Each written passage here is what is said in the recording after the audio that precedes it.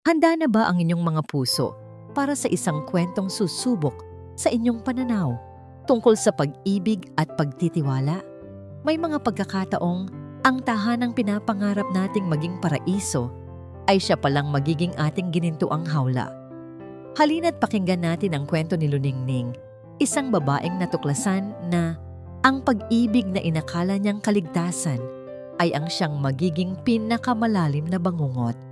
Nagising si Luningning sa halimuyak ng bagong timplang kape at ng paborito niyang garlic longganisa. Dahan-dahan niyang iminulat ang kanyang mga mata at ang unang bumungad sa kanya ay ang nakangiting mukha ng kanyang asawa, si Sidapa Montenegro, na may bitbit na breakfast tray. Sa likod nito, ang sinag ng umaga ay malayang pumapasok mula sa malaking bintana ng kanilang silid. Tanaw ang malawak at luntiang hardin ng Hacienda Silangan. Para itong isang eksena mula sa pelikula. Ang perpektong asawa, ang perpektong tahanan, at ang perpektong buhay na malapit ng makumpleto sa pagdating ng kanilang kambal. Ngunit sa isang sulok ng kanyang isipan, may isang munting tinig na bumubulong, isang pakiramdam na hindi niya maintindihan, na para bang ang lahat ng ito ay isang magandang panaginip na anumang oras ay maaari siyang magising. "Good morning, mahal ko." Malamig na bati ni Sidapa. Inilapag ang tray sa kanyang kandungan. "Kumain ka na. Kailangan mong maging malakas para sa dalawang munting kampeon natin dito."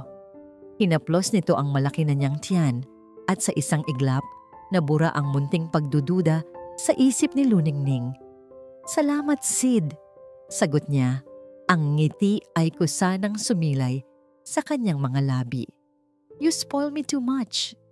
You and our babies deserve all the best," wika ni Sidapa at hinalikan siya sa noo. Habang kumakain si Luningning, umupo ito sa tabi niya. Ngunit napansin niyang kinuha nito ang kanyang cellphone mula sa bedside table. "Ano ang ginagawa mo?" tanong niya. "Para sa kapayapaan mo, mahal ko," mahinahong sagot ni Sidapa. "Masyado kang nag-aalala sa mga nangyayari sa laba. Mga balita, social media. I want you to have a stress-free pregnancy. Ako na muna ang hahawak nito. Kung may importanteng tawag, sasabihin ko sa'yo." May kaunting pagtutol sa dibdib ni Luningning, ngunit paano siya makikipagtalo sa isang lohika na puno ng pag-aalala? Tumango na lamang siya at nagpatuloy sa pagkain. Tama naman siguro si Sidapa. Para rin naman ito sa kanila. Kinahapunan, habang nagpapahinga siya sa sala, narinig niyang tumunog ang telepono ni Sidapa.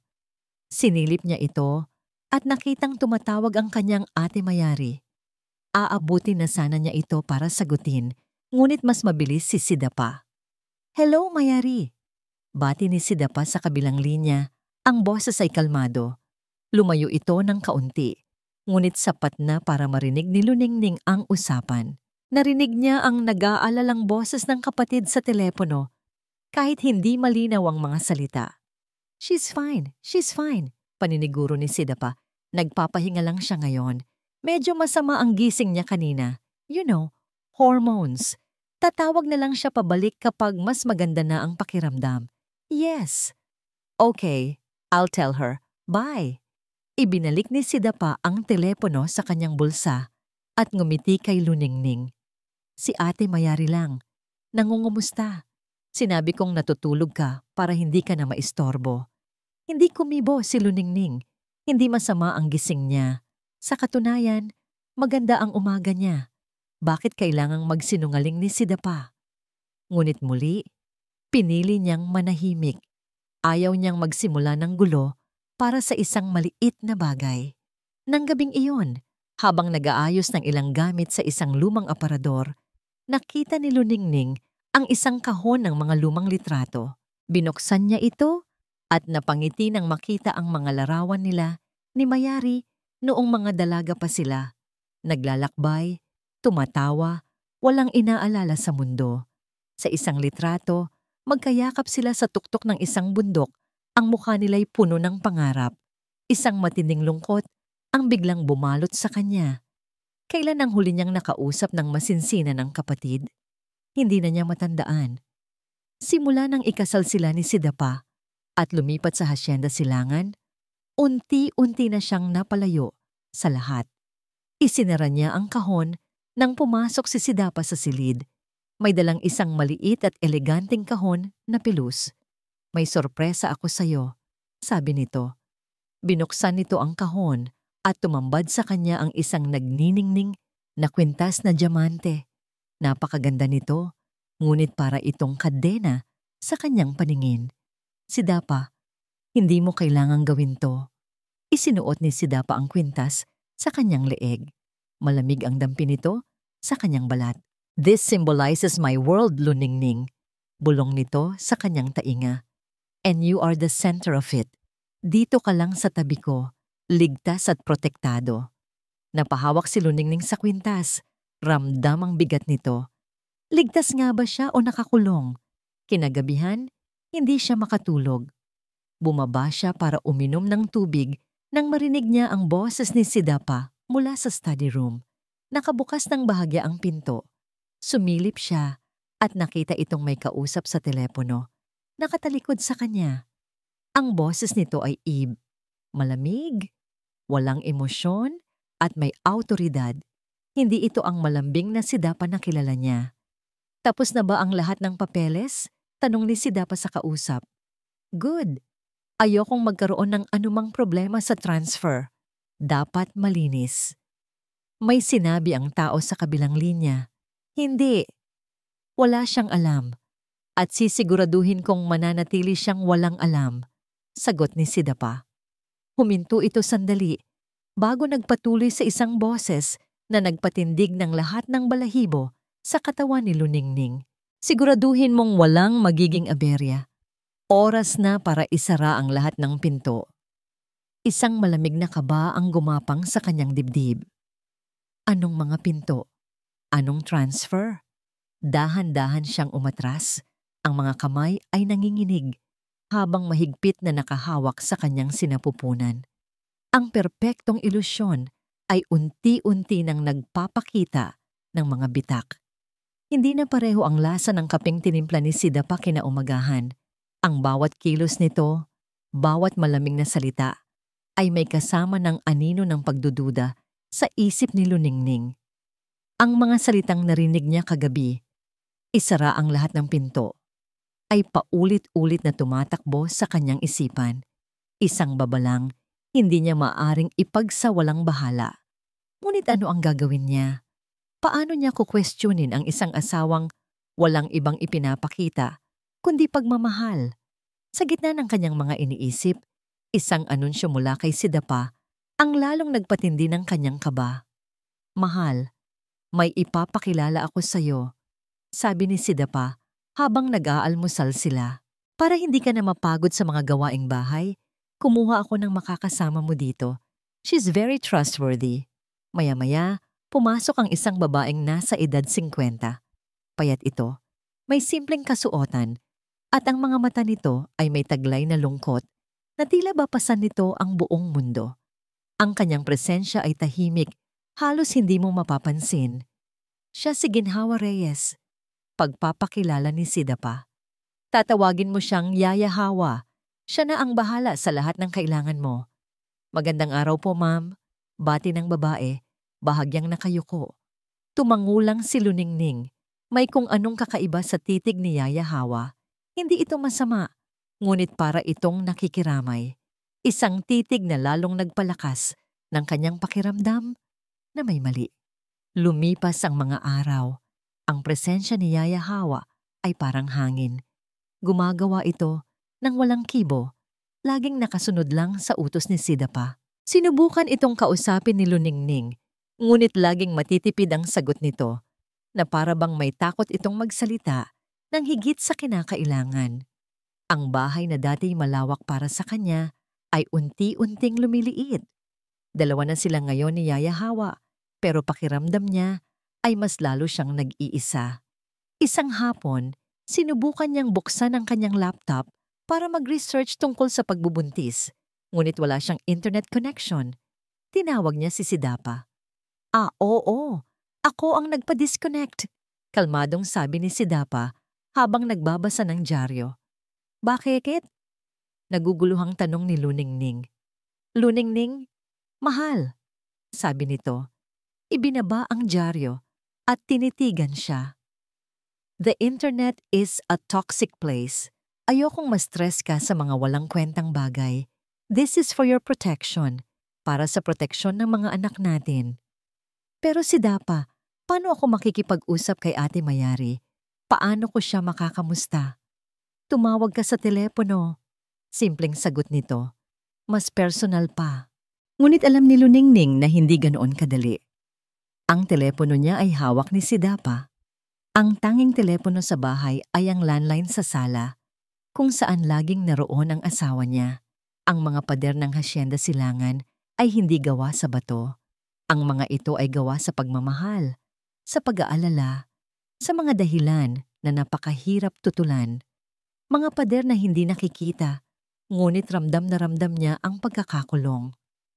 Sa ika-30 palapag ng isang gusali sa Makati, nakatitig si Mayari Solano Alcantara sa kanyang telepono na nasa ibabaw ng makintab na conference table. Ang CEO ng isa sa pinakamalaking kumpanya sa bansa ay hindi makapag-focus sa quarterly report na ipinipresenta sa harap niya. Ilang araw na siyang tumatawag pero laging si Sidapa ang sumasagot. Laging may dahilan, natutulog, naliligo, masama ang pakiramdam. Ang huli niyang text kay Luningning ay hindi man lang nagkaroon ng reply. Hindi ganito ang kapatid niya. Kahit gaano ka-busy si Luningning, laging itong gumagawa ng paraan para sumagot. Ma'am Solano? Tanong ng isa sa mga board member. Biglang natauhan si Mayari. I'm sorry, sabi niya. Tumayo. Something came up. We will have to reschedule this meeting. Walang sino mang nangahas na tumutol. Ang kilalang bakal na determinasyon sa mukha ni Mayari ay naroon. Ngunit ngayon, may bahid ito ng matinding pag-aalala. Kinuha niya ang kanyang bag at car keys. Ang kanyang isipan ay buo na. May mali. Ang kanyang gut feeling, ang instinct na nagligtas sa kanya sa maraming masasamang deal sa negosyo, ay sumisigaw ngayon. Habang nagmamaneho siya papuntang Hacienda Silangan, muli niyang sinubukang tawagan ng kapatid. Ring, ring, ring. Hello, Mayari. Boses na naman ni Sidapa. Sid, nasaan si Ning? I need to talk to her now. Matigas na sabi ni Mayari. Hindi na itinago ang iritasyon. She's resting. Medyo sensitive siya ngayon, Mayari. The doctor advised complete bed rest and minimal stimulation. Then I'm coming over. Malapit na ako. Natahimik sandali si Sidapa sa kabilang linya. I don't think that's a good idea. Ayaw niyang makakita ng kahit sino ngayon. Pasensya na. Bago pa man makasagot si Mayari, ibinaba na ni Sidapa ang tawag. Mas lalong tinapakan ni Mayari ang silinyador. Ang mga kamay ay mahigpit na nakakapit sa manibela. Sinungaling. Pagdating niya sa dambuhalang gate ng Hacienda Silangan, hinarang siya ng 2 security guard. Good afternoon, ma'am. Sino po sila? I'm Mayari Alcantara. Kapatid ako ni Luningning. Papasukin niyo ako. Nagkatinginan ang 2 guard. Pasensya na po, ma'am. May utos po si Sir Sidapa na wala pong papapasukin ngayon. Ano? Buksan niyo itong gate! Sigaw ni Mayari. Lumabas mula sa guardhouse si Sidapa. Ang mukha ay kalmado pa rin. Tila walang nangyari. Mayari, I told you, she's not accepting visitors. Hindi ako bisita. Pamilya ako. Nasaan ang kapatid ko, Sidapa? Sa loob ng bahay narinig ni Luningning ang sigaw ng kanyang ate. Ang boses na yon. Ang boses ng kanyang tagapagtanggol mula pagkabata. Para itong isang sinag ng pag-asa. Tumakbo siya papunta sa bintana, sa ikalawang palapag na tanaw ang gate. Nakita niya si Mayari, nakatayo sa labas, galit na galit. At nakita niya si Sidapa, hinarang ito na parang isang hari sa kanyang kastilyo. Gusto niyang sumigaw, gusto niyang basagin ang salamin, gusto niyang tumakbo. Ning, Kung naririnig mo ako, tawagan mo ako. Sigaw ni Mayari. Ang boses ay puno ng desperasyon. Napahawak si Luningning sa salamin ng bintana. Ang mga luha ay nagsimula nang mamuo sa kanyang mga mata. Bubuksan na sana niya ang kanyang bibig para sumigaw pabalik nang maramdaman niya ang isang presensya sa kanyang likuran. Si Sidapa. Hindi niya namalayang nakabalik na ito sa loob. Dahan-dahan nitong ipinatong ang kamay sa kanyang balikat. Ngumiti ito sa kanya, isang ngiting hindi umabot sa mga mata nito. At pagkatapos, naramdaman niya ang paghigpit ng kapit nito. Isang mariin, masakit na diin na nagsasabing, subukan mong gumawa ng kahit anong ingay. Sa labas, sumuko na si Mayari at pabalang na pumasok sa kanyang sasakyan. Sa loob, naiwan si Luningning, nakatitig sa papalayong kotse ng kanyang kapatid. Ang mga luha ay malaya nang dumadaloy sa kanyang pisngi. Ang huling sinag ng pag-asa ay tila nilamon na ng dilim. Hindi binitiwan ni Sidapa ang kanyang balikat hanggang sa tuluyang mawala sa paningin ang sasakyan ni Mayari. Ang diin ng kanyang mga daliri ay isang malinaw na mensahe, isang babala na may kasamang sakit. Nang sa wakas ay luwagan niya ang pagkakahawak, humarap si Luningning sa kanya. Ang mga matay nag-aapoy sa pinaghalong takot at galit. Bakit mo ginawa yon? Nanginginig na tanong niya. Karapatan kong makita ang kapatid ko. Bakit mo siya pinalayas? Ang ngiti sa labi ni Sidapa ay nawala. Napalitan ng isang malamig at blankong ekspresyon na ngayon lang nakita ni Luningning. Wala na ang maskara ng pag-aalala. Ang naroon na lang ay ang hubad na katotohanan ng kanyang pagkatao. Para sa'yo, Luningning. Mahinahon, ngunit madiin niyang sagot. Masyadong maingay ang mundo sa labas. Masyadong magulo. Dito sa loob, kontrolado ko ang lahat. Dito, ligtas ka. Ligtas? Halos pasigaw na sabi ni Luningning. O nakakulong? Sidapa, narinig kita kagabi. Anong isasara mong mga pinto? Anong mga papeles ang pinapirmahan mo? Sabihin mo sa akin ang totoo. Sa kauna-unahang pagkakataon, tumawa si Sidapa. Ngunit hindi ito isang tawa ng kagalakan. Ito ay isang tawang mapanghusga, isang tawang nagpababa sa kanyang pagkatao. Ang matalino kong asawa, sabi nito. Lumapit sa kanya. Automatikong umatras si Luningning. Huwag mo nang isipin ang mga bagay na hindi mo dapat intindihin. Ang tanging kailangan mong gawin ay alagaan ang sarili mo at ang mga anak natin. At para masiguro yan, simula ngayon, may mga bago na tayong patakaran. Hinawakan nito ang kanyang baba. Pinilit na iangat ang kanyang mukha. Una, hindi ka nalalabas ng bahay na ito, kahit sa hardin. Pangalawa, lahat ng komunikasyon mo sa labas ay dadaan sa akin. At pangatlo, ngumiti ito ng nakakatakot. Palagi kang masaya at masunurin. Maliwanag? Isang malakas na sampal ng katotohanan ang tumama kay Luningning. Ito na yon. Ito na ang bangungot na matagal nang bumubulong sa kanyang isipan. Hindi siya asawa, isa siyang bihag. Hindi! Sigaw niya, tinulak ito palayo. Sa isang iglap, ang takot ay napalitan ng isang desperadong katapangan. Hindi ako papayag dito. Hindi mo ako pwedeng ikulong. Tumalikod siya at tumakbo. Ang una niyang naisip ay ang pinto sa kusina na patungo sa likod bahay. Ngunit pagpihitit niya sa seradura, hindi ito bumukas. Sinubukan niya ulit. Buong lakas. Ngunit hindi ito gumalaw. Nakalak. Napatingin siya sa mga bintana. Ang mga magagandang French window na dati hinahangaan niya ay may mga bagong tornilyo sa gilid. Halos hindi mapansin. Ngunit sapat na para hindi ito mabuksan ng tuluyan. Kailan pa ito nailagay? Paano niya hindi napansin? Nanginginig siyang lumingon. Nakatayo si Sidapa sa may pasilyo, kalmadong nanonood na para bang isa lamang siyang daga na naligaw sa isang maze na siya mismo ang gumawa. Huwag ka nang mapagod, mahal ko, sabi nito. Sinigurado ko na ang lahat. Hayop ka. Demonyo ka. Humahagulgol na sigaw ni Luningning. Yaya Hawa. Malakas na tawag ni Sidapa. Agad na lumitaw si Yaya Ginhawa mula sa kung saan. Ang mukhay blanko, ngunit ang mga matay hindi maipagkakaila ang awa.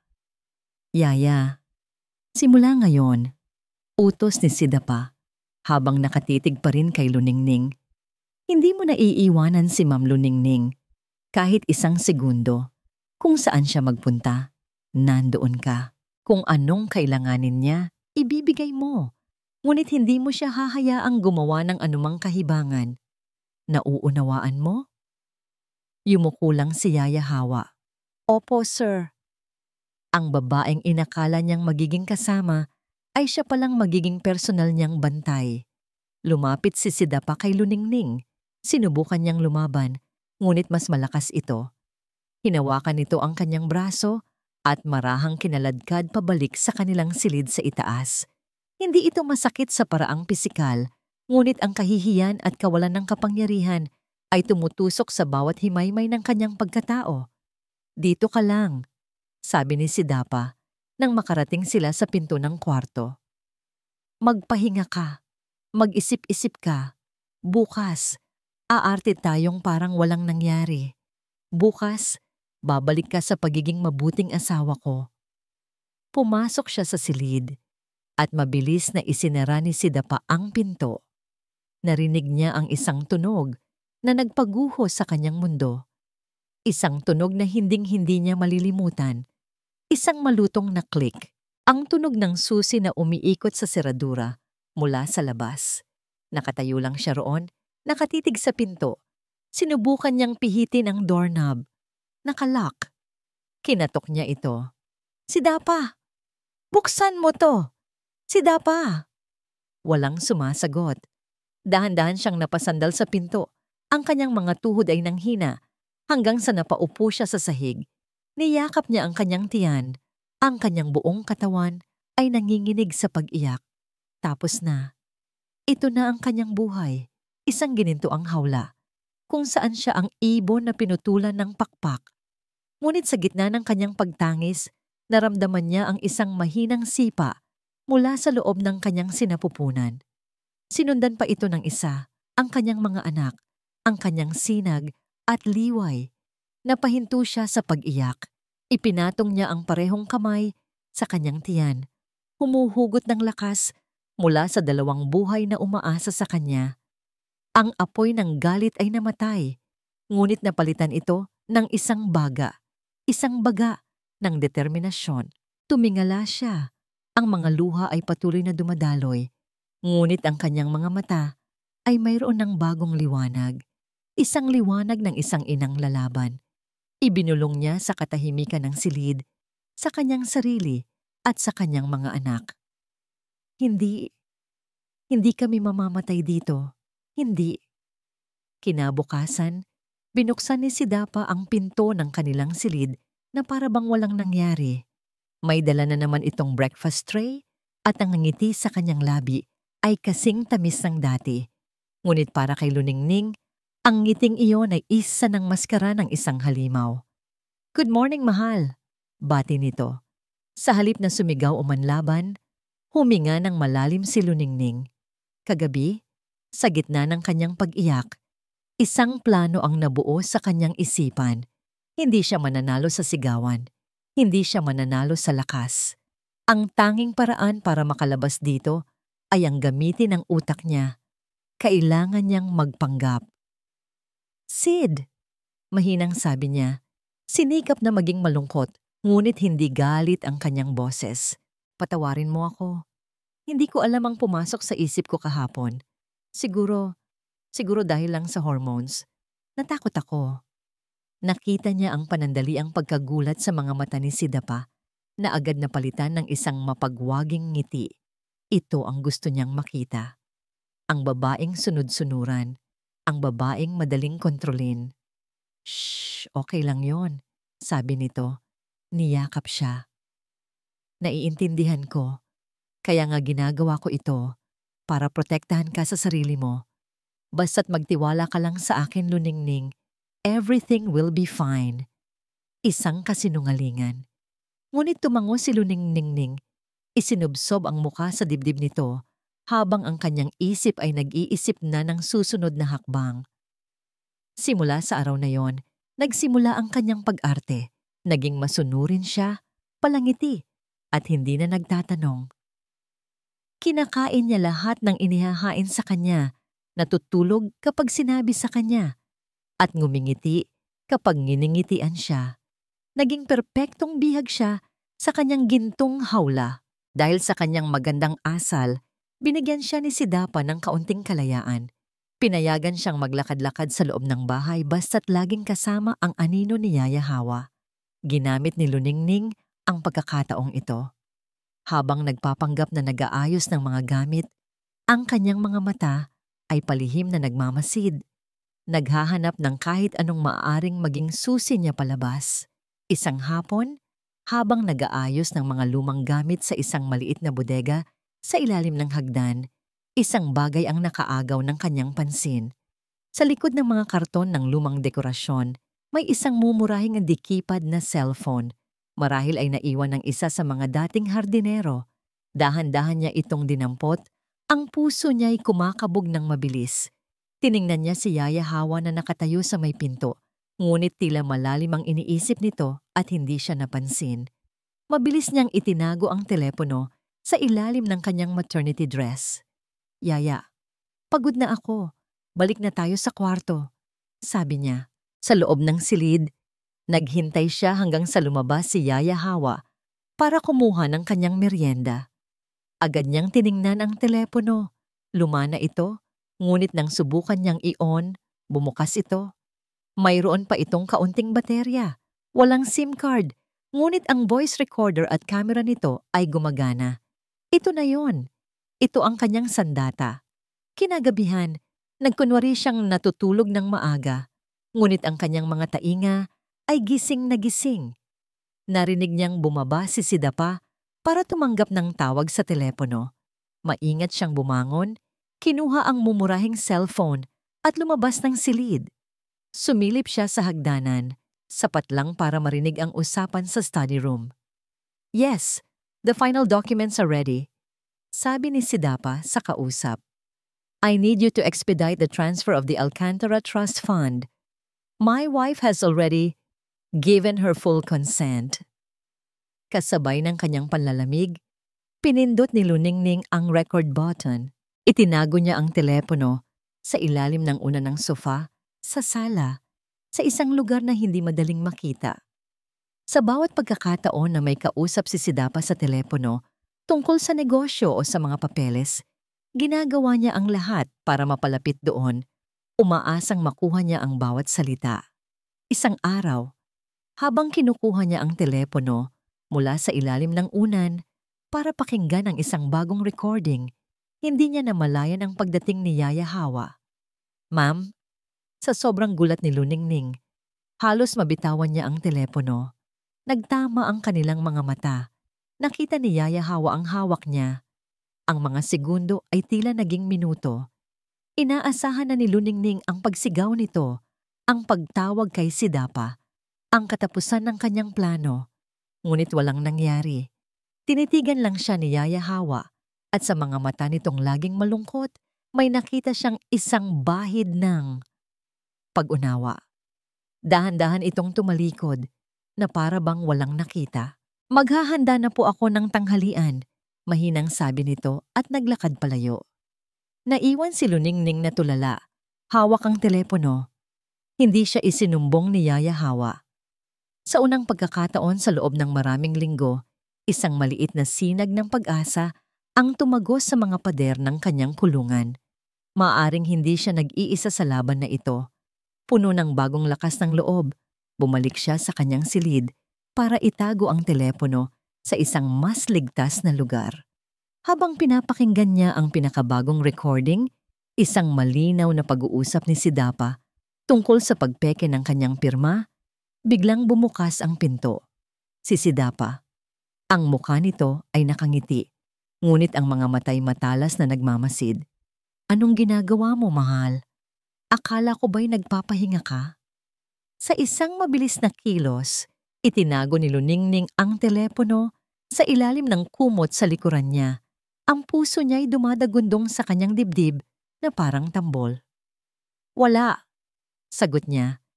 Sinisikap na pakalmahin ang kanyang boses. Inaayos ko lang ang higaan. Lumapit si Sidapa. Umupo sa tabi niya. Masyadong malapit. Pakiramdam niya ay naririnig nito ang bawat kabog ng kanyang dibdib. Nakikita ang kasinungalingan sa kanyang mga mata. Inabot nito ang kamay at akala niya ay hahanapin nito ang telepono. Ngunit hinaplos lang nito ang kanyang pisngi. Good, sabi nito. Magpahinga ka. You need all the energy you can get. Hinalikan siya nito sa noo at lumabas ng silid. Naiwan si Luningning na hindi makahinga, nanginginig, habang mahigpit na hawak ang telepono sa ilalim ng kumot. Nakaligtas siya ngayon, ngunit hanggang kailan? Matapos ang insidente sa silid, naramdaman ni Luningning ang pagbabago sa kilos ni Sidapa. Kung dati ay kampante ito, ngayon ay tila mas mapagmatsyag. Ang mga ngiti nito ay mas pilit at ang mga mata nito ay laging tila may hinahanap. Alam niyang naghihinala na ito. Dahil dito, sinimulan ni Sidapa ang isang bagong uri ng giyera. Isang giyera na hindi gumagamit ng kandado o rehas, kundi isang giyera para sirain ang kanyang pag-iisip. Nagsimula ito sa mga maliliit na bagay. Isang umaga, paggising niya, ang paborito niyang libro na nasa bedside table ay nasa ilalim na ng kama. Mahal, bakit mo naman tinapon ang libro mo? Tanong ni Sidapa. May bahid ng pag-aalala sa boses. Hindi ko ito tinapon, sagot ni Luningning. Nalilito. Diyan ko lang yan iniwan kagabi. Hey, Luningning! Buntong hininga ni Sidapa. Makakalimutin ka na talaga, sabi ng doktor. Normal daw yan sa buntis. Pregnancy brain. Pero dapat mag-ingat ka pa rin. Noong una, hindi niya ito pinansin. Ngunit naulit ito. Ang suklay niya ay napupunta sa loob ng aparador ng sapatos. Ang mga unan sa sala ay biglang nag-iiba ng ayos. At sa tuwing itatanggi niya ito, laging pareho ang reaksyon ni Sidapa. Isang malungkot na pag-iling na para bang si Luningning ay isang pasyenteng kailangang alagaan. Ang pinakamalala ay nangyari isang gabi. Nag-uusap sila habang naghahapunan. Naaalala mo ba, mahal, noong nakaraang linggo? Nagalit ka na naman ng husto. Ibinato mo pa nga itong baso sa pader, sabi ni Sidapa. Kumunot ang noo ni Luningning. Ano? Hindi ko ginawa yon. Kailan yan nangyari? Ayan ka na naman. Malungkot na, sabi ni Sidapa, hinawakan ang kanyang kamay. Huwag kang mag-alala. Naiintindihan kita. Nandito lang ako. Hindi kita iiwan, kahit na nagkakaganyan ka. Pinilit ni Luningning na alalahanin, ngunit wala. Sigurado siyang hindi iyon nangyari. Ngunit ang paraan ng pagkakasabi ni Sidapa, ang sinseridad sa kanyang mga mata, ay napakalakas na sandata. Nagsimula siyang magduda sa sarili. Paano kung totoo? Paano kung nababaliw na nga siya? Ang tawag dito ay gaslighting. Isang laso na dahan-dahang pumapatay sa iyong tiwala sa sariling katinuan. Isang hapon, habang naglalakad siya sa pasilyo, bigla siyang nakaramdam ng pagkahilo. Napakapit siya sa pader para hindi matumba. Sakto namang dumaan si Yaya Hawa. Mabilis siya nitong inalalayan. Ma'am, ayos lang po kayo? Tanong nito. Ang boses ay puno ng pag-aalala. Nahihilo lang ako, Yaya, sagot ni Luningning, nanginginig. Habang tinutulungan siyang umupo sa isang silya, yumuko si Yaya Hawa at bumulong sa paraang siya lang ang makakarinig. Ang mga salita nito ay mahina, ngunit malinaw. Isang pisi ng katinuan sa gitna ng dagat ng pagkalito. Mag-ingat ka, Iha. Huwag mong hayaang sirain niya ang isip mo. Napatingin si Luningning sa matanda. Sa isang iglap, nagliwanag ang lahat. Hindi siya nababaliw.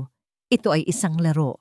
At ang bulong na yon mula kay Yaya Hawa ay isang kumpirmasyon. Muli, Ipinakita ng mga tanda na sa tahimik na paraan, kakampi niya ito. Tumango siya ng bahagya, isang pasasalamat na sila lang dalawa ang nakakaalam. Samantala, hindi mapakali si Mayari. Matapos siyang harangin sa gate ng Hacienda Silangan, alam niyang hindi na ito simpleng pag-aaway mag-asawa. Kinabukasan, tumawag siya sa isang taong matagal na niyang pinagkakatiwalaan, isang private investigator na dati nang nakatulong sa kanya sa mga corporate espionage cases. "Marco, I need you to dig into someone," sabi ni Mayari sa telepono. Ang boses ay seryoso. "His name is Sidapa Montenegro. I want to know everything. His past, his family, his finances, everything. And I want it yesterday." Makalipas ang ilang araw, dumating ang unang report. Nakaupo si Mayari sa kanyang opisina, binabasa ang mga dokumento. Ang nakasulat doon ay nagpatindig ng kanyang balahibo. Ang pamilyang Montenegro, na dati isa ring kilalang pangalan sa lipunan, ay nalugi 10 taon na ang nakalipas. Ang dahilan, isang malaking deal sa real estate na biglang bumagsak. At ang pangunahing business partner at kakumpetensya nila sa deal na yon, walang iba kundi ang Alcantara Prime Holdings, ang kumpanyang pag-aari ng lolo ni na Mayari at Luningning. Hindi ito nagkataon lang. Bigla niyang naintindihan. Hindi ito pag-ibig. Posibleng paghihiganti ito. Habang iniisip niya ito, muli siyang napatingin sa mga financial statement ni Sidapa. Halos walang laman. Paano nito nasusustento ang marangyang buhay sa Hacienda Silangan? Ang sagot ay isa lang. Pera ni Luningning. Kailangan niyang makahanap ng paraan para makapasok. Kailangan niyang makakuha ng ebidensya. Sa Hacienda Silangan, isang bagong oportunidad ang nagbukas para kay Luningning. Nagkaroon ng emergency si Sidapa sa isa sa mga negosyo nito sa Maynila at kinailangan nitong umalis ng buong araw. Ito ang unang beses na naiwan siyang mag-isa kasama lang si Yaya Hawa. "Babalik ako bago maghapunan. Huwag kang gagawa ng kahit anong ikapapahamak mo," banta ni Sidapa bago umalis. Nang marinig niya ang tunog ng papalayong sasakyan, agad siyang kumilos. Ang target niya, ang study room ni Sidapa, ang nag-iisang lugar sa bahay na mahigpit na ipinagbabawal sa kanya. Nakalock ito, ngunit natatandaan niya kung saan ito itinatago, ang duplicate key, sa ilalim ng isang malaking paso sa veranda. Nakuha niya ang susi at dahan-dahang binuksan ang pinto. Ang study room ay malinis at organisado, ngunit pakiramdam niya ay punong-puno ito ng mga sikreto. Nagsimula siyang maghanap. Binuksan niya ang mga drawer, tiningnan ang mga libro. Sa ilalim ng isang tumpok ng mga papeles, sa pinakailalim na drawer ng mesa, nakita niya ang isang folder. Ang nakasulat, Alcantara Trust, Final Draft. Binuksan niya ito nang nanginginig ang mga kamay. Sa loob, nakita niya ang mga dokumento para sa paglilipat ng lahat ng mana niya sa isang bagong korporasyon na ang nag-iisang may-ari ay si Sidapa Montenegro at sa huling pahina naroon ang kanyang pangalan at isang perpekteng-pekeng pirma. Napahawak siya sa kanyang bibig para pigilan ang isang hikbi. Ito na ang ebidensya. Kailangan niya itong kunan ng litrato. Mabilis niyang kinuha ang tinatagong cellphone mula sa kanyang damit at itinapat sa mga dokumento. Click, click, click. Habang kinukunan niya ang huling pahina, sa sobrang pagmamadali at panginginig, nasagi ng kanyang siko ang isang maliit na porselanang elepante sa gilid ng mesa. Bumagsak ito sa makapal na karpet. Hindi nabasag, ngunit gumawa ito ng isang malinaw na thud. Kasabay nito, narinig niya ang boses ni Sidapa mula sa labas ng study room. Bumalik ito. "Ning, anong tunog yun? May kasama ka ba riyan?" Natigilan si Luningning. Ang cellphone ay hawak pa rin sa ere. Nasa labas lang ng pinto si Sidapa. Nahuli na siya. Ang boses ni Sidapa mula sa labas ng pinto ay parang isang sentensya ng kamatayan. Sa isang iglap, nag-freeze ang mundo ni Luningning. Hawak pa rin niya ang cellphone at ang folder na naglalaman ng kataksilan ng kanyang asawa ay nakabukas sa ibabaw ng mesa. Wala na siyang oras. Ning, naririnig mo ba ako? Muling tanong ni Sidapa at narinig niya ang pagpihit nito sa seradura. Doon lang siya natauhan. Sa bilis na hindi niya inakalang kaya niya, mabilis niyang isinara ang folder. Ibinalik sa ilalim ng mga papeles, isinara ang drawer at itinago ang cellphone sa bulsa ng kanyang damit. Kasabay ng pag-click ng drawer, bumukas ang pinto. Humarap siya kay Sidapa, sinisikap na itago ang panginginig ng kanyang buong katawan. Sid, nagulat ako sa'yo. Akala ko ba'y umalis ka? May naiwan lang ako, sabi nito. Ngunit ang mga mata nito ay hindi sa kanya nakatingin. Ito ay naglilibot sa buong silid. Sinusuri ang bawat sulok na para bang may hinahanap na hindi tama. Ano yung narinig kong bumagsak? Ah, yun ba? Sabi ni Luningning. Itinuro ang porselanang elepante sa sahig. Pasensya na. Pinupunasan ko lang sana ang alikabok. Nabitiwan ko. Isang kasinungalingan na kusa na lang lumabas sa kanyang bibig. Pinulot ni Sidapa ang elepante at ibinalik sa mesa. Tinitigan siya nito ng matagal. Isang titig na tumatagos hanggang sa kanyang kaluluwa. Pakiramdam ni Luningning ay nakikita nito ang cellphone sa kanyang bulsa. Nababasa ang takot sa kanyang isipan. Ngunit sa huli, tila naniwala ito. Mag-ingat ka sa susunod, sabi lang nito. Kinuha nito ang isang itim na portfolio sa ibabaw ng upuan, ang bagay na binalikan nito at muling umalis. Nang marinig niyang muli ang tunog ng sasakyan na papalayo, napasandal si Luningning sa pader. Ang mga binti niya ay parang gelatin. Muntik na. Sobrang muntik na. Ngunit hindi pa tapos ang kanyang misyon. Habang naroon pa siya sa loob ng lungga ng kalaban, kailangan niyang sulitin. Kailangan niyang malaman ang lahat. Bumalik siya sa paghahanap. Ngunit ngayon, hindi na lang mga dokumento ang tinitingnan niya. Hinahanap niya ang sagot sa pinakamalaking tanong, bakit? Sa likod ng isang malaking estante ng mga librong pangnegosyo, napansin niya ang isang bahagi ng pader na tila bahagyang nakaangat. Gawa ito sa kahoy at nang itulak niya ito, bumukas ito at tumambad ang isang maliit at nakatagong bakal na safe. Nakalak. Sinubukan niyang isipin ang posibleng kombinasyon. Ang birthday niya? Ang anibersaryo nila? Walang gumana. Napaupo siya sa sahig, nawawalan na ng pag-asa. At doon, sa ilalim ng mesa, may naaninag siyang isang bagay na nakaukit sa kahoy, halos hindi na mabasa. Isang petsa. October 24. Hindi ito pamilyar sa kanya, ngunit sinubukan pa rin niya ang mga numero. 1024. Isang click. Bumukas ang safe. Ang dibdib niya ay kumakabog habang binubuksan niya ang pinto nito. Ngunit ang nasa loob ay hindi pera, alahas o mga papeles ng ari-arian. Ang nasa loob ay isang maliit na kahon na gawa sa kahoy.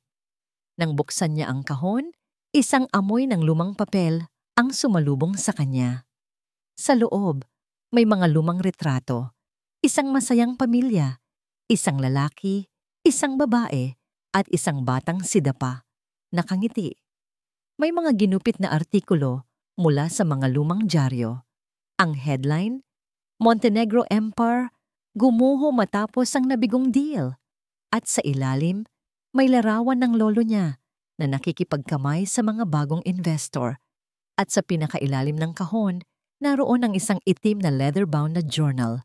Binuksan niya ito. Ang sulat kamay ay luma na. Sulat ng isang lalaking puno ng galit at pait. Ito ang journal ng ama ni Sidapa. October 24. Ngayon ang araw na nawala ang lahat.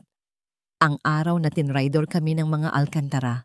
Kinuha nila ang lahat ng aming pinaghirapan, ang aming pangalan, ang aming dangal. Isinusumpa ko. Darating ang araw. Babawiin namin ang lahat. Babawiin ng anak ko ang lahat. Ang petsa sa ilalim ng mesa. Ang petsa ng kanilang pagkalugi. Ang petsa ng pagsisimula ng lahat ng ito. Binasa ni Luningning ang bawat pahina. Ang bawat salita ay puno ng puot, ng mga plano ng paghihiganti, ng pagtuturo sa batang si Sidapa na ang tanging layunin nito sa buhay ay ang wasakin ang pamilya Alcantara mula sa loob. Doon niya naintindihan, hindi siya isang asawa, hindi siya isang minamahal, isa siyang tropeyo, isa siyang simbolo. Ang kanyang pag-ibig, ang kanilang kasal, ang mga anak sa kanyang sinapupunan, lahat ay parte ng isang masalimuot at matagal ng plinanong paghihiganti. Ang pag-ibig na inakala niyang totoo ay isang malaking kasinungalingan, isang sandatang ginamit para sirain siya. Isang malakas na hikbi ang kumawala sa kanya, isang tunog ng pusong tuluyang nawasak. Ang sakit ay mas matindi pa kaysa sa pagkakakulong. Ito ay ang sakit ng katotohanan. Habang umiiyak siya sa sahig, yakap-yakap ang journal, biglang pumasok si Yaya Hawa sa silid. Nakita nito ang kanyang kalagayan, ang bukas na safe, ang mga gamit na nagkalat.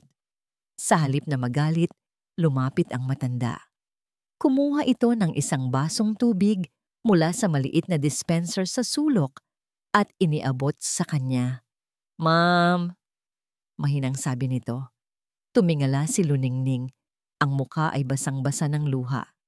"Alam niyo po ba ito, Yaya? Alam niyo po ba ang lahat ng ito?" Hindi sumagot si Yaya Hawa, ngunit ang lungkot sa kanyang mga mata ay mas lumalim pa. Tumingin ito sa bintana at saka bumulong sa isang boses na halos hangin na lang. May mga bagay na dapat nang matapos.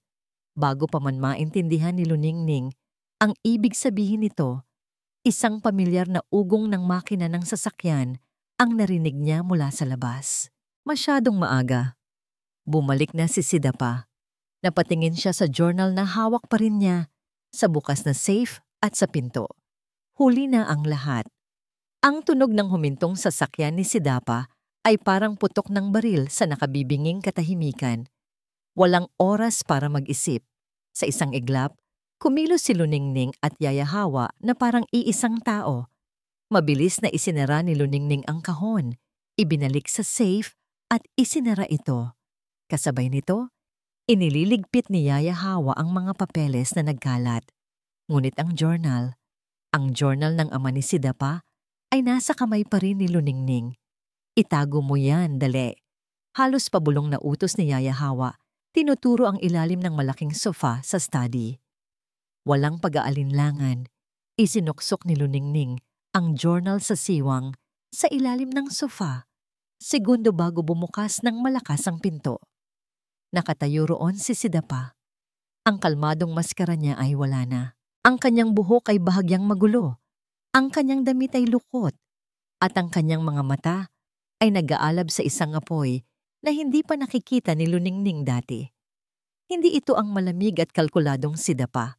Ito ay isang sidapang galit at desperado. Tumingin siya mula kay Luningning, patungo kay Yaya Hawa at sa study room na bahagyang magulo pa rin. "Anong ginagawa ninyo dito?" Ang tanong niya. Ang boses ay magyam, mababa at puno ng pagbabanta. Naglinis lang po, sir." Nanginginig na sagot ni Yaya Hawa. "Pinunasan namin ang mga alikabok." Ngunit hindi na bumibili si Sidapa ng mga palusot. Lumakad ito papasok. Ang bawat hakbang ay mabigat. Huminto ito sa harap ni Luningning. Ang amoy ng alak ay bahagyang naamoy niya. "Alam mo na, hindi ba?" Bulong nito. Sapat lang para marinig niya. "Nakita mo na." Hindi ito tanong. Isa itong kumpirmasyon. Natigilan si Luningning. Paano niya nalaman? Tila nabasa ni Sidapa ang isip niya. "Tumawag ang abogado ko. May nagtangkang kumuha ng impormasyon tungkol sa Montenegro Alcantara deal. Isang private investigator. At alam ko kung sino lang ang gagawa nun." Tumingin ito sa kanya ng may pagkasuklam. "Ang magaling mong kapatid." Ngayon, Si Luningning naman ang nagulat. Kumikilos na si Ate Mayari. Isang sinag ng pag-asa ang sumilay, ngunit agad ding namatay nang makita niya ang ekspresyon sa mukha ni Sidapa. Kung alam na nitong nag-iimbestiga si Mayari, ibig sabihin, nauubusan na siya ng oras at ang isang taong nauubusan ng oras ay nagiging mas mapanganib. Tapos na ang pagpapanggap, Luningning, sabi ni Sidapa. Ang boses ay nagbabalik sa dating lamig. Malapit nang mapasa akin ang lahat. Ilang araw na lang. Ang kailangan ko lang ay ang manatili kang tahimik at masunurin hanggang sa matapos ang lahat. At pagkatapos, anong gagawin mo sa amin? Buong tapang na tanong ni Luningning, hinahaplos ang kanyang tiyan. Isang nakakakilabot na ngiti ang sumilay sa labi ni Sidapa. Lumapit ito at hinawakan ang braso niya. Ang pagkakahawak ay mahigpit at masakit. Ang mga batang iyan, sabi nito, ang mga matay nakatitig sa kanyang tiyan, ang insurance ko. Sila ang magsisigurong hindi ka gagawa ng anumang kahibangan. Dahil kung may mangyari sa plano ko dahil sa'yo o sa kapatid mo, hindi ko masisiguro ang kaligtasan nila paglabas nila sa mundong ito. Ang banta ay malinaw. Hindi lang siya, kundi pati ang mga anak niya ay nasa panganib. Isang yelo ang gumapang sa kanyang mga ugat. Ito ang hangganan. Maaari nitong saktan siya, ikulong, ngunit ang pagbabanta sa kanyang mga anak ay isang kasalanang hindi niya mapapatawad. Huwag na huwag mong idadamay ang mga anak ko dito. Sigaw niya, sinubukang bumitaw. Sa kanyang pagpupumiglas, may isang bagay na nahulog mula sa kanyang bulsa. Isang maliit, itim na bagay na gumulong sa sahig. Ang di-keypad na cellphone. Tumigil ang lahat. Dahan-dahang yumuko si Sidapa at pinulot ito. Tiningnan niya ito, saka tumingin kay Luningning. Ang katahimikan ay mas nakakatakot kaysa sa anumang sigaw. Binuksan niya ang telepono. Nakita niya ang mga litrato ng mga dokumento. Nakita niya ang mga audio file. Ang katahimikan ay nabasag ng isang malakas na tunog. Ibinato ni Sidapa ang telepono sa pader at nabasag ito sa libu-libong piraso. Taksil! Sigaw nito, ang galit ay sumabog na parang bulkan. Akala mo ba matatalo mo ako? Akala mo ba mapipigilan mo ako? Sinimulan niyang sirain ang mga gamit sa study. Ibinagsak niya ang mga libro, hinagis ang mga pluma, sinipa ang isang maliit na mesa. Ang bawat pagbasag ng gamit ay parang isang dagok sa puso ni Luningning. Wala kang kwenta. Ikaw at ang pamilya mo, mga magnanakaw. Napasigaw si Luningning nang akmang lalapit ito sa kanya, ngunit humarang si Yaya Hawa sa pagitan nila. Sir, tama na po. Buntis si Ma'am. Itinulak ni Sidapa ang matanda na siyang ikinabuwal nito sa sahig. At saka nito hinarap si Luningning. Hinawakan siya nito sa magkabilang balikat at iniyugyog ng malakas. Tapos na ang laro, Luningning. Wala ka nang magagawa. Sa sobrang lakas ng pagkayugyog, nawalan ng balanse si Luningning at bumagsak siya sa malambot na sofa. Napahawak siya ng mahigpit sa kanyang tiyan, humihikbi. Hindi na dahil sa takot, kundi dahil sa matinding kawalan ng pag-asa. Ito na ang katapusan. Wala na siyang ebidensya. Wala na siyang laban. Siya at ang kanyang mga anak ay mamamatay sa kamay ng demonyong ito. Ang lahat ay nawala na. All is lost. Habang nakatingin si Sidapa sa kanya nang may pagkasuklam, sa may pintuan, dahan-dahang tumayo si Yaya Ginhawa. Ang mukha nito ay blanko, walang emosyon, na para bang sumuko na rin. Ngunit ang isang kamay nito ay dahan-dahang pumasok sa bulsa ng kanyang palda. At sa loob ng bulsang yon, ang kanyang mga daliri ay mahigpit na humawak sa isang bagay na malamig at pamilyar. Isang-isa pang mumurahing cellphone na matagal na niyang itinatago para sa pagkakataong ito. Nakatayo si Ginhawa sa harap ng lababo, naghuhugas ng mga pinggan na hindi naman talaga marumi. Ang kanyang mga kilos ay mabagal at mekanikal, Isang paraan para pakalmahin ang kumakabog niyang dibdib. Mula sa kusina, tanaw niya ang sala kung saan nakaupo si Sidapa, umiinom ng alak habang nakatitig sa kawala. Si Luningning naman ay muli na namang ikinulong sa silid sa itaas. Matapos ang pagsabog ng galit ni Sidapa kanina, isang nakakabinging katahimikan ang bumalot sa buong hacienda Silangan. Isang katahimikan bago ang katapusan. Habang hinuhugasan niya ang isang baso, tumitig si ginhawa sa sariling refleksyon sa madilim na bintana. Ang nakita niya ay isang babaeng pagod, isang babaeng nabuhay sa anino ng iba, isang babaeng sunod-sunuran. Ngunit sa likod ng mga matang yon, may isang kwentong matagal nang nakakubli. Bumalik sa kanyang alaala ang isang simple at masayang buhay sa probinsya. Siya at ang kanyang kapatid na si Maria, ang ina ni Sidapa. Sila'y laging magkasama, nangangarap sa ilalim ng puno ng mangga. Nang makapag-asawa si Maria ng isang mayamang Montenegro, unti-unti itong nagbago. Naging marangya, ambisyosa, ngunit hindi kailanman nawala ang pagmamahal nito sa kanya. Nang malugi ang mga Montenegro, si ginhawa ang naging sandalan ng kapatid. Nakaita niya ang pagkasira ng pamilya nito, ang pagkalunod sa alak ng kanyang bayaw, at ang paglaki ng isang batang lalaki, si Sidapa, na ang tanging kinagisnan ay ang mga kwento ng pagtataksil at ang pangakong paghihiganti. Ilang buwan na ang nakalipas, nilapitan siya ng pamangkin niyang matagal nang hindi nakikita. Gwapo na ito, maginoo, at may isang pakiusap.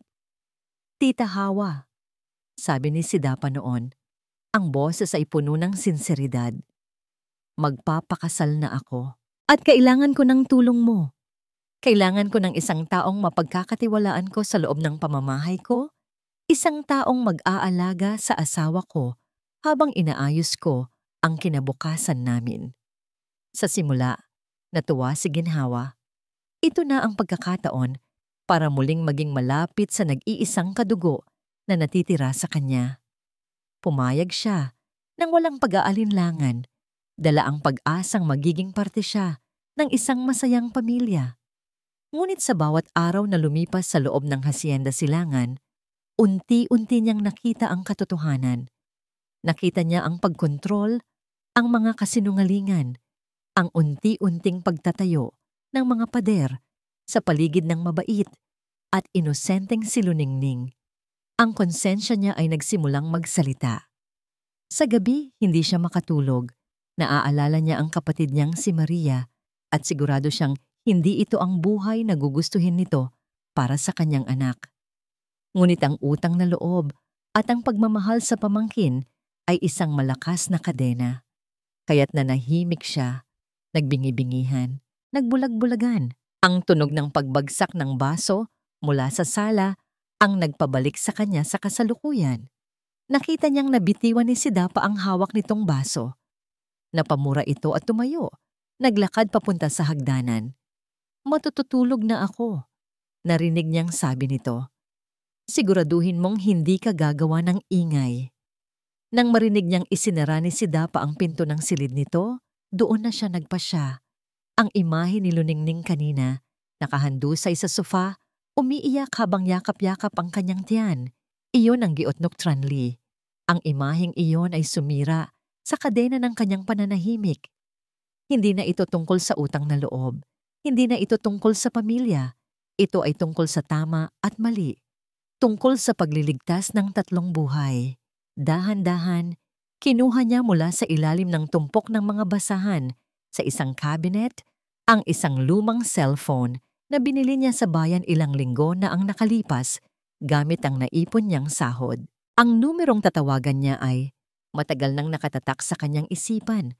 Ang numero ni Mayari Alcantara na narinig niyang idinikta minsan ni Sidapa sa abogado nito para i-block. Ang kanyang mga daliri ay nanginginig habang pinipindot niya ang mga letra. Ang bawat titik ay parang isang bato na ibinabato niya laban sa sarili niyang kadugo. Hacienda Silangan. Maikli lang, simple, pero sapat na. Bilisan niyo. Isang pakiusap, isang utos, nasa panganib sining. Ang katotohanan, tinitigan niya ang mensahe sa screen. Ito na. Walang atrasan. Ang pagpindot niya sa send button ay hindi lang pagpapadala ng isang text. Ito ay isang pagtataksil sa kanyang pamangkin, ngunit isang pagliligtas sa kanyang kaluluwa. Huminga siya ng malalim at pinindot ito. Sa isang mamahaling restaurant sa Makati, nakaupo si Mayari kaharap si Marco, ang private investigator. Ang mesa ay puno ng mga folder at litrato. So, napatunayan na natin na may motibo siya, sabi ni Mayari. Ang boses ay mahina, ngunit matigas. Paghihiganti. At ginagamit niya ang kapatid ko. Pero wala tayong sapat na ebidensya para pumasok ang mga pulis. Kailangan natin ng patunay na may krimeng nangyayari sa loob. Mahirap yon, ma'am, sagot ni Marco. Ang hacienda ay parang Fort Knox. Walang makakalabas o makakapasok ng hindi nalalaman ni Montenegro. Napahilamos si Mayari sa kanyang mukha. Ramdam ang bigat ng kawalan ng pag-asa. Paano niya ililigtas si Luningning? Sa gitna ng kanilang pag-uusap, nag-vibrate ang kanyang telepono sa ibabaw ng mesa, isang unregistered number. Karaniwan ay hindi niya ito pinapansin, ngunit may kung anong nagudyok sa kanya na tingnan ito. Binuksan niya ang mensahe. Ang kanyang mga mata ay nanlaki. Ang kanyang paghinga ay biglang huminto. Ipinakita niya ang telepono kay Marco. Hacienda Silangan, bilisan niyo. Nasa panganib si Ning. Hindi na sila nagsalita. Isang tingin lang ay sapat na. Agad na tumayo si Mayari, kinuha ang telepono at nag-dial. Operator, I need the police, now.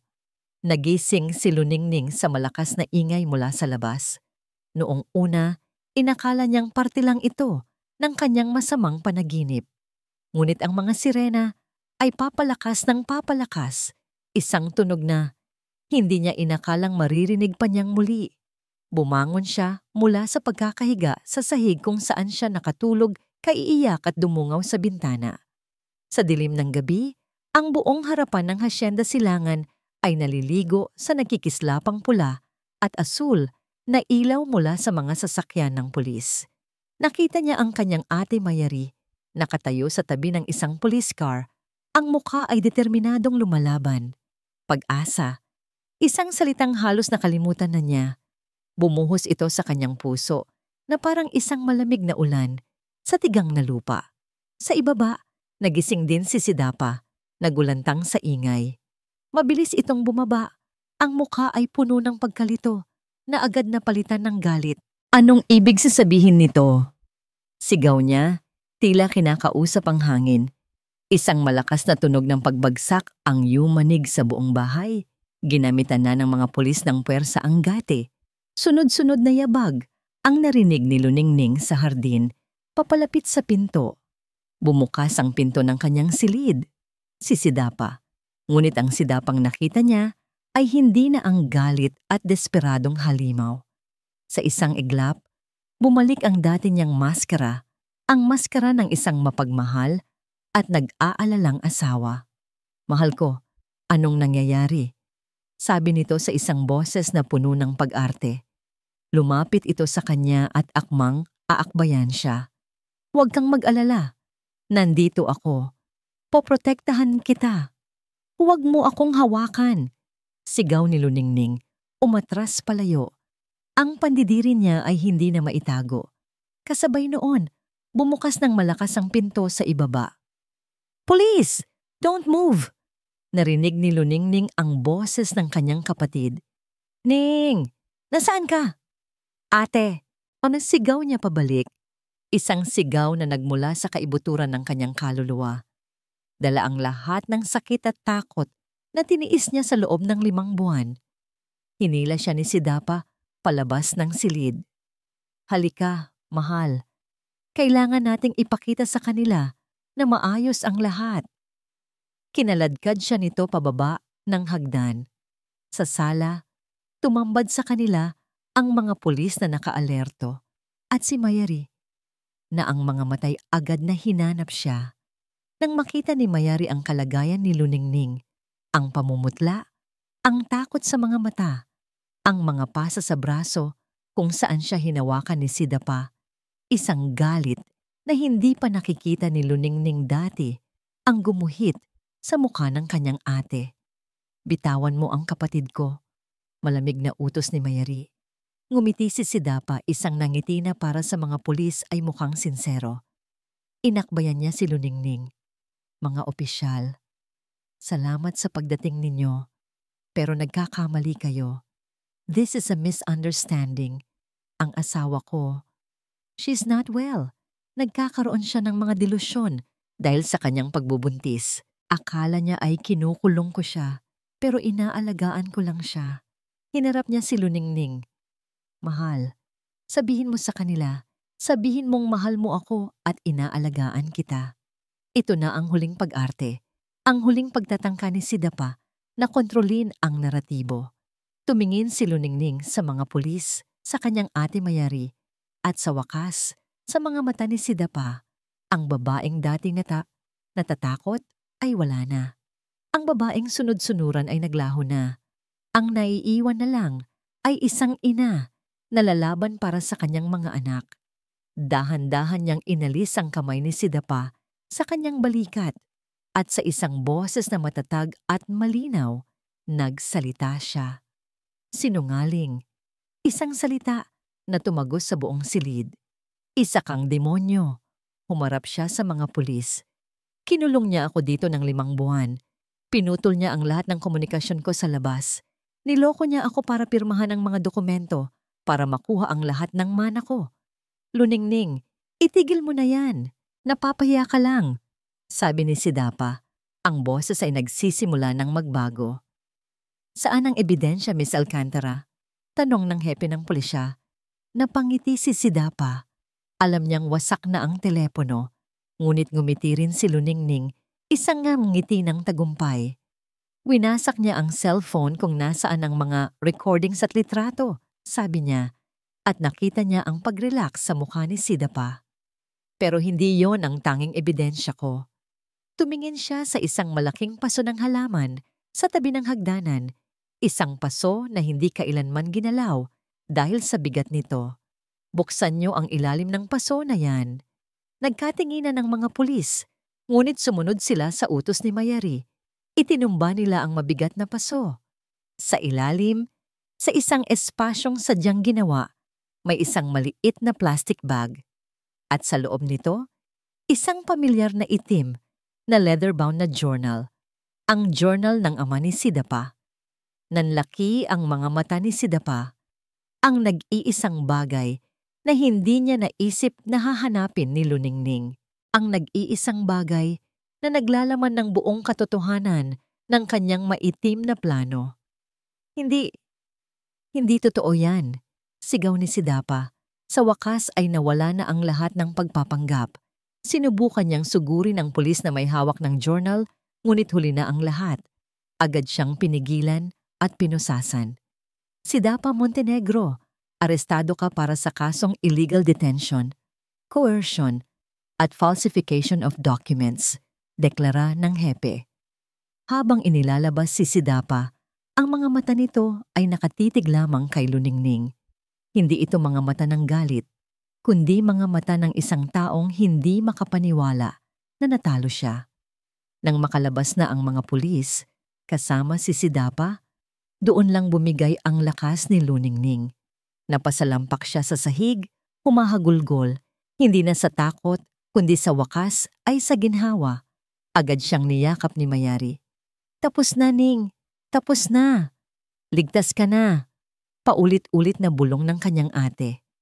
Habang yakap siya ni Mayari, ang tingin ni Luningning ay napadako sa may pintuan ng kusina. Nakatayo roon si Yaya Ginhawa, tahimik na nanonood.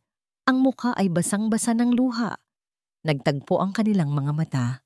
Sa isang tingin na walang salita, nagkaroon sila ng pag-uunawaan. Isang tingin ng pasasalamat, ng pagsisisi, at ng isang sikretong sila lang dalawa ang nakakaalam. Idinilat ni Luningning ang kanyang mga mata sa liwanag na hindi pamilyar. Puti ang kisame, puti ang mga pader, at may amoy ng antiseptic sa hangin. Ospital, katabi ng kanyang kama. Sa dalawang magkahiwalay na basinet, naroon ang dalawang munting anghel, mahimbing na natutulog. Ang kanyang mga anak, ang kanyang sinag at liway. Napapremature ang kanyang panganganak dahil sa stress at trauma ng mga huling pangyayari, ngunit ayon sa doktor, parehong malusog at malakas ang kanyang kambal. Isang milagro. Ngumiti si Luningning, isang tunay na ngiti sa unang pagkakataon, sa loob ng maraming buwan. Hinawakan niya ang munting kamay ni Sinag na nakausli sa kumot. Ang liit, ang perpekto. Sila ang dahilan kung bakit siya lumaban. Sila ang kanyang pag-asa. Bumukas ang pinto at pumasok si Mayari. May dalang isang tray ng pagkain. Ang mukha nito ay pagod, ngunit ang mga matay nagniningning nang makita siyang gising. Buti naman at gising ka na, sabi nito. Ang boses ay puno ng ginhawa. Gutom ka na ba? Dinila ka ni Yaya Hawa ng paborito mong arroz caldo. Biglang natigilan si Luningning sa pagbanggit ng pangalan ng matanda. Si Yaya. Nasaan siya? Umupo si Mayari sa tabi ng kama. Nasa labas lang. Nag-aalala rin sa'yo. Ning, may kailangan kang malaman. Nalaman na namin kung sino ang nagpadala ng text message. Sino? Ang text ay mula sa isang prepaid number na nakarehistro sa isang pekeng pangalan. Paliwanag ni Mayari. Pero nang itrace namin kung saan ito binili, ang tindera ay nagbigay ng description na akmang-akma kay Yaya Ginhawa. Natulala si Luningning. Ang kanyang hinala. Ang tingin nila sa isa't isa kagabi. Totoo nga, si Yaya Hawa ang nagligtas sa kanila. Pero bakit? Bakit niya yon ginawa? Hindi ko rin alam, Ning. Umiling si Mayari. Pero may isa pa. May mas malaki kang dapat malaman. Huminga ng malalim si Mayari. Nang arestuhin si Sidapa, isiniwalat niya ang lahat. Siguro dahil sa galit o sa pag-asang mapapababa ang sentensya niya. Sinabi niya kung sino ang nagpasok kay Yaya Hawa sa Hacienda Silangan. Tumingin si Mayari sa mga mata niya. Si Yaya Ginhawa. Ay tiyahin ni Sidapa. Parang isang malakas na kulog ang narinig ni Luningning. Tiyahin.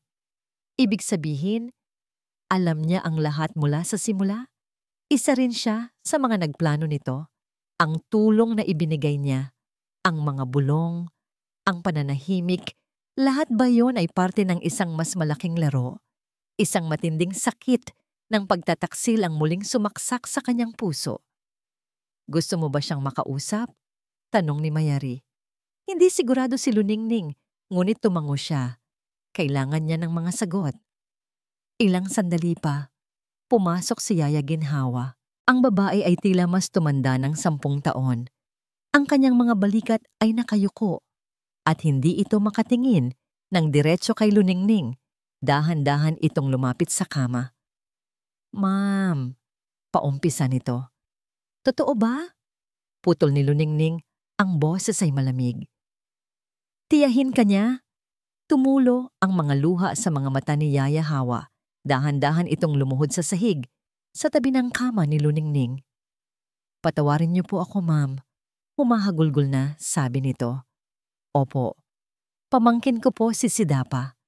Ako po ang nag-iisang natitirang kamag-anak niya. Ikinuwento nito ang lahat. Ang pakiusap ni Sidapa, ang kanyang utang na loob, ang kanyang paunang pagsang-ayon dahil sa pag-aakalang tutulong siya sa pagbuo ng isang pamilya. Ikinuwento niya ang bawat araw na kinakain siya ng kanyang konsensya habang pinapanood ang pagdurusa ni Luningning. Sa simula, sinunod ko lang po siya. Pag-amin din niya. Pero nang makita ko po kayo, nang makita ko ang pagmamahal niyo sa mga magiging anak ninyo, naalala ko ang kapatid ko, ang nanay ni Sidapa. Hindi po ganito ang pangarap niya para sa anak niya. At lalong hindi po ito ang nararapat para sa inyo. Kaya ka nagpadala ng mensahe? Tanong ni Luningning. Ilang linggo ko na po yung binalak, sabi nito. Natatakot po ako. Pero ng gabing iyon, nang saktan ka niya at bantaan ng mga bata, hindi ko na po kaya. Mas gugustuhin ko ng itakwil ng sarili kong kadugo kaysa maging bahagi pa ng kasalanan niya.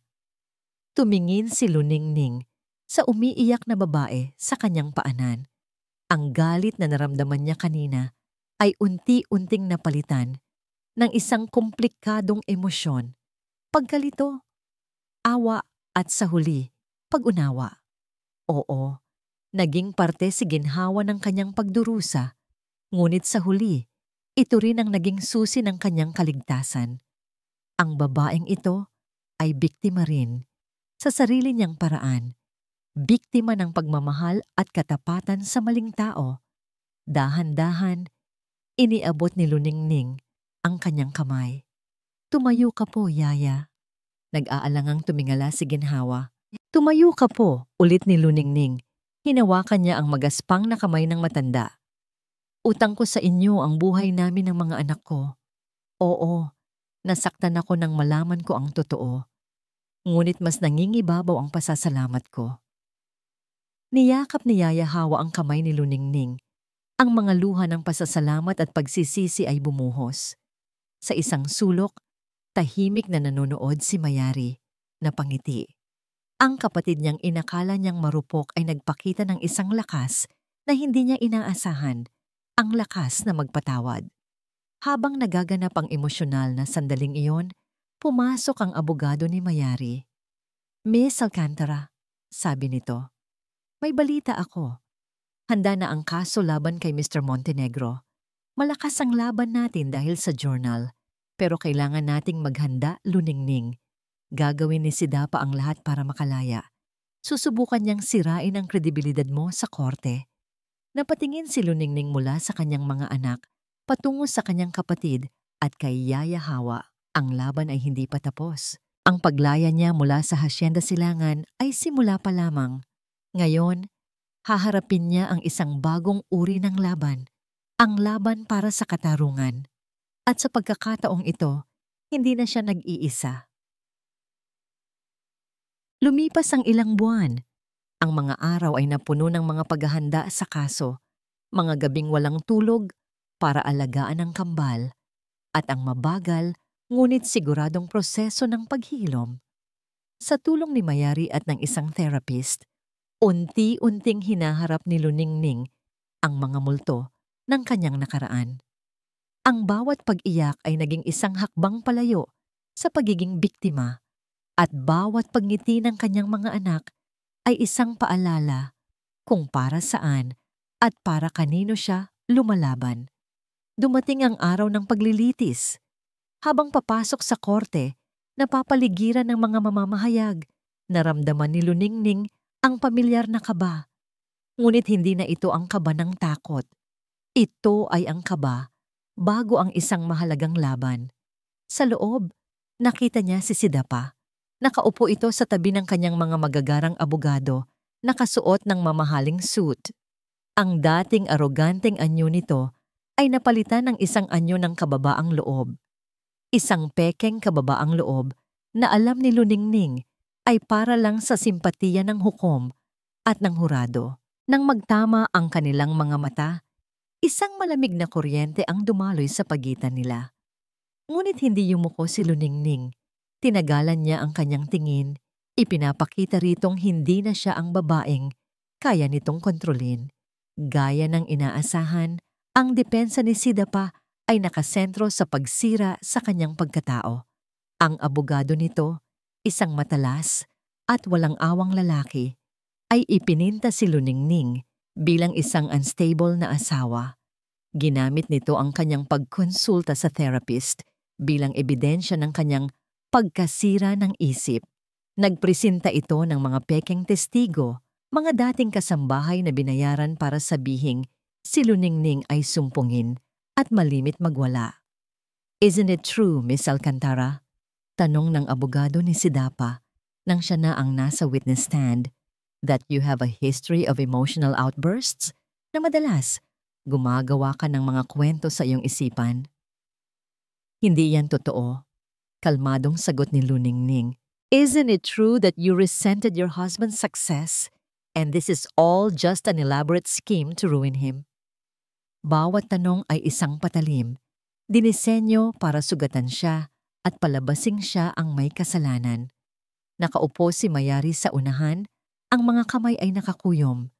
Si Yaya Hawa naman ay nasa likuran, tahimik na nagdarasal. Sa bawat kasinungalingan, humuhugot ng lakas si Luning Niningning mula sa alaala ng kanyang mga anak. Bago siya umalis ng bahay kanina, tinitigan niya ang natutulog na mukha ni Sinag at ni Liway. Para sa inyo ito, bulong niya. Nang oras na para ang kanyang abogado naman ang magtanong, tumingin muna ito sa kanya at bahagyang tumango. Ito na ang pagkakataon niya. Miss Alcantara, simula ng kanyang abogado, maaari mo bang isalaysay sa korteng ito, sa iyong sariling mga salita, kung ano ang nangyari sa loob ng Hacienda Silangan? Huminga ng malalim si Luningning. Hindi niya tiningnan ang hukom o ang hurado. Tinitigan niya ng diretso si Sidapa na para bang silang dalawa lang ang nasa silid at nagsimula siyang magkuwento. Ang kanyang boses ay hindi nanginginig. Ito ay kalmado, matatag, at puno ng bigat ng katotohanan.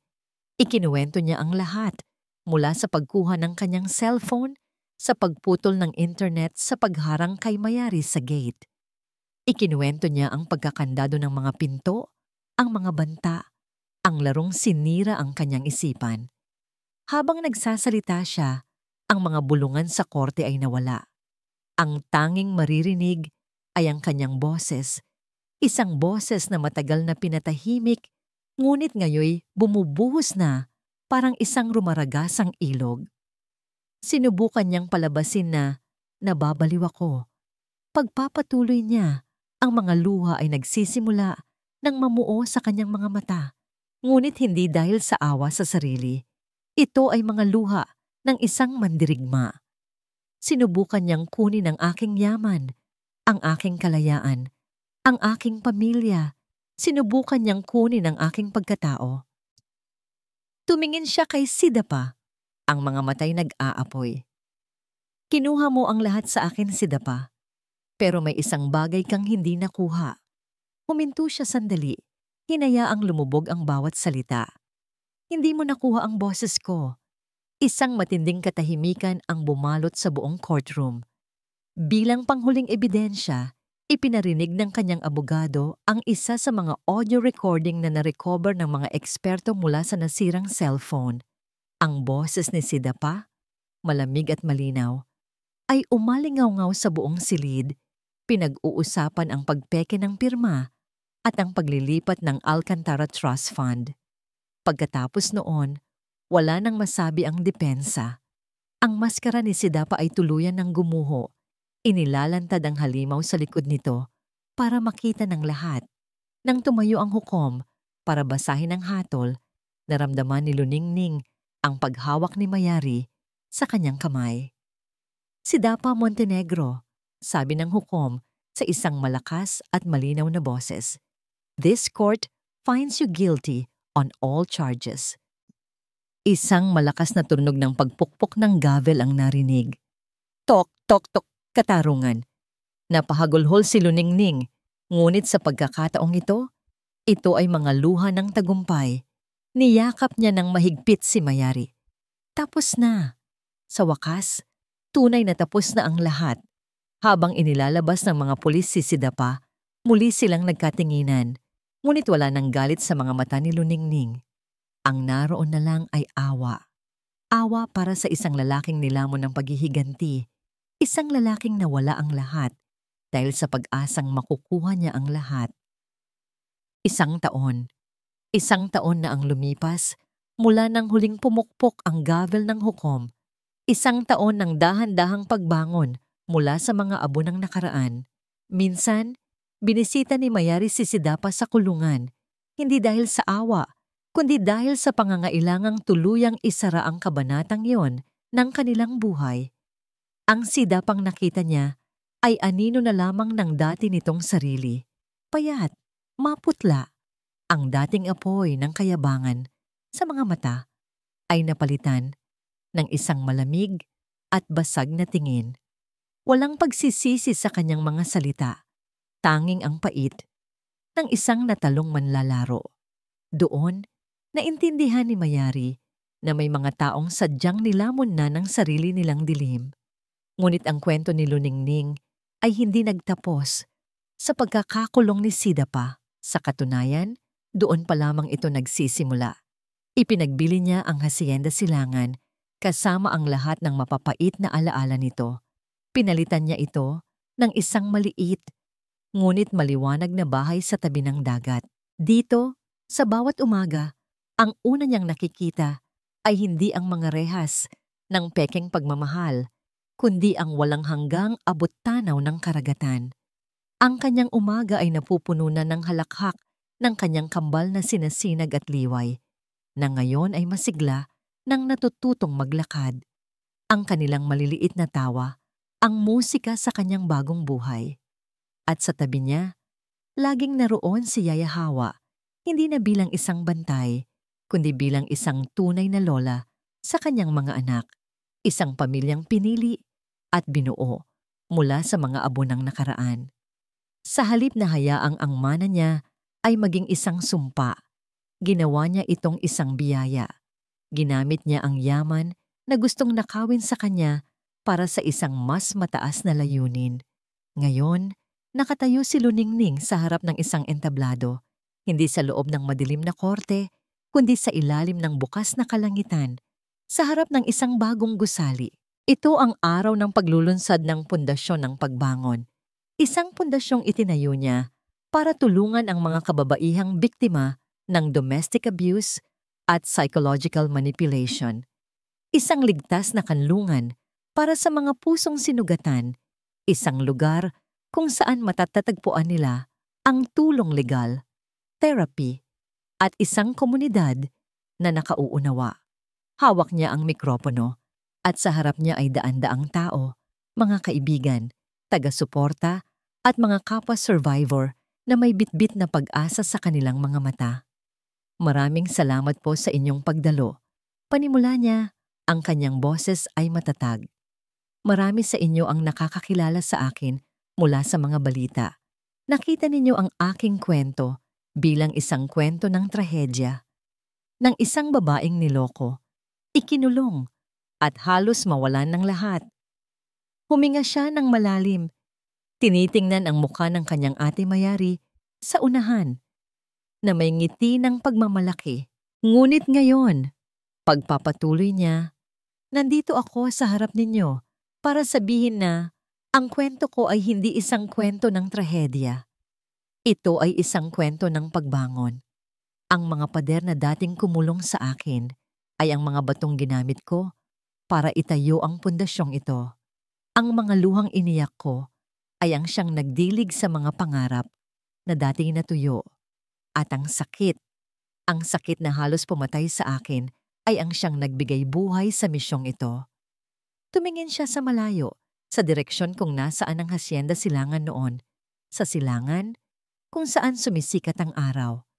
Ang Hacienda Silangan ay nangangahulugang Eastern Estate, ang lugar kung saan sumisikat ang araw. Ngunit natutunan ko na ang tunay na pagsikat ng araw ay hindi nakadepende sa lugar. Nagmumula ito sa loob. Tayo ang gumagawa ng sarili nating liwanag. Tayo ang sarili nating bagong silangan.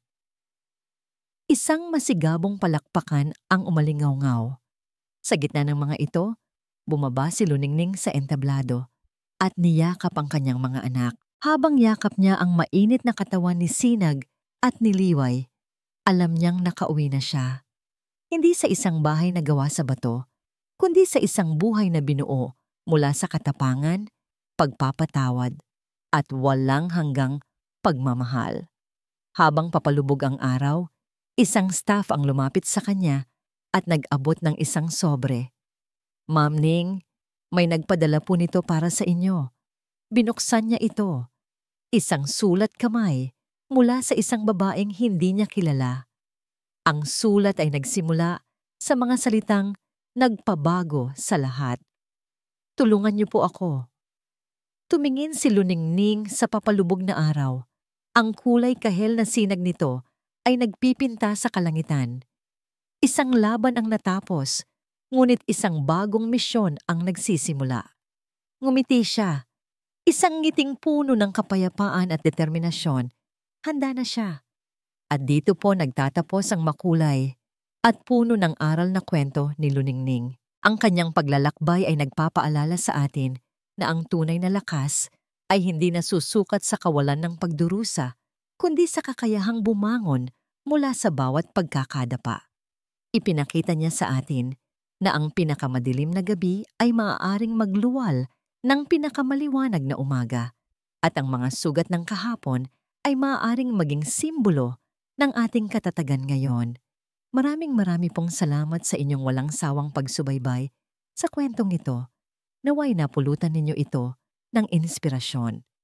Ano po ang masasabi ninyo sa kwento ni Luningning at si Dapa? At anong uri naman ng mga kwento ang gusto ninyong marinig sa mga susunod? I-comment nyo lang po sa ibaba at laging tatandaan, ang inyong boses ay mahalaga sa amin. Hindi dito nagtatapos ang ating paglalakbay.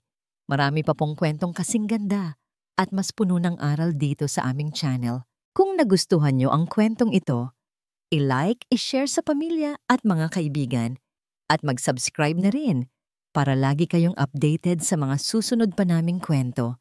I-click nyo ang notification bell para kayo ang unang makarinig kapag may bago kaming upload. Pagpalain po kayo ng Panginoon, kayo at ang inyong buong pamilya. Hanggang sa muli.